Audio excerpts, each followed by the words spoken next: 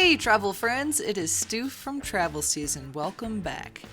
If you are planning a trip to Crater Lake National Park and you have never seen the intense sapphire blue of this lake in person, you are in for a treat. In this video, I'm going to show you popular things that you can do at Crater Lake National Park in one day. Crater Lake is the deepest lake in the United States, and it is one of the most pristine waters in the world. Crater Lake began to form about 7,700 years ago when Mount Mazama erupted, creating this massive caldera. Since its eruption, snow and precipitation have been accumulating in this caldera, filling it gradually, creating this massive lake. Because of the shape of this caldera, no body of water flows into this lake and no water flows out of the lake, which is why it has that intense sapphire blue color. There's very little turbulence because there is no water flowing in or out of the system. Alright, so here is Crater Lake National Park on the map. It's located in southern Oregon. Here's a map of the national park. I'm going to be referencing this map as I talk about things to do in this video. Number one on our list of things to do at Crater Lake National Park is to take a scenic drive along Rim Drive.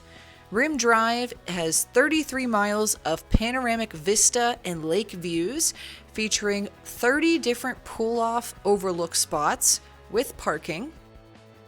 Give yourself at least 2 hours to do the full loop if Rim Drive is open all the way around the lake.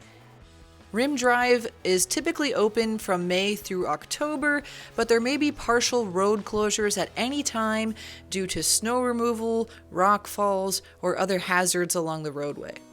As I mentioned, there are numerous overlooks along Rim Drive, but our favorite was the Watchman Overlook, which features a direct view looking out at Wizard Island.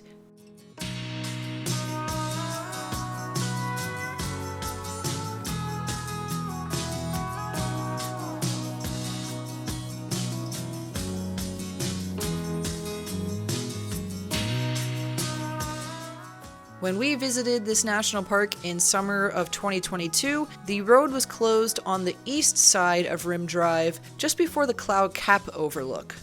If you'd like to see a natural waterfall while visiting Crater Lake, in the south section east of Rim Village, you can stop at Vide Falls to see that waterfall from the overlook. Number two on our list is to hike down to the lake and see it up close via the Cleetwood Cove Trail.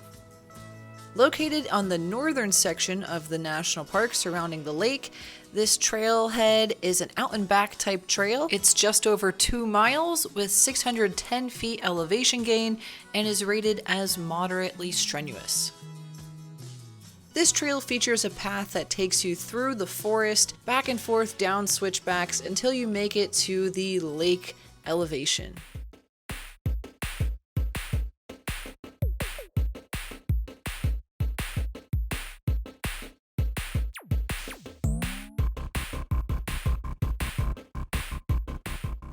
Once you make it right down to the lake, there's an open rocky space where you can go cliff jumping, which is something that we tried for the first time at Crater Lake while we visited the park. For Nate, this was a big deal because he has a fear of deep, dark water. He overcame his fears and jumped into the lake. He survived, I survived. It was an invigorating experience, and the water was ice cold, but very refreshing in the summer.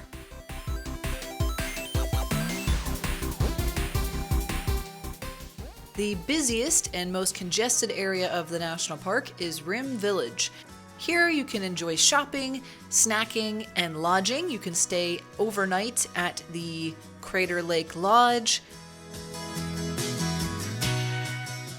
The National Park Visitor Center is located here, and as I mentioned, there's a gift shop and a cafe here as well. Another cool stop at Rim Village is the Synot Overlook, which has a few steps and then a ramp walkway down slope to an overlook of Crater Lake. The Overlook has a covered building structure that you can walk into with a 3D model of the lake, so that's pretty cool to look at. There also are several plaques there that teach you more facts about Crater Lake while you're looking out at the Overlook.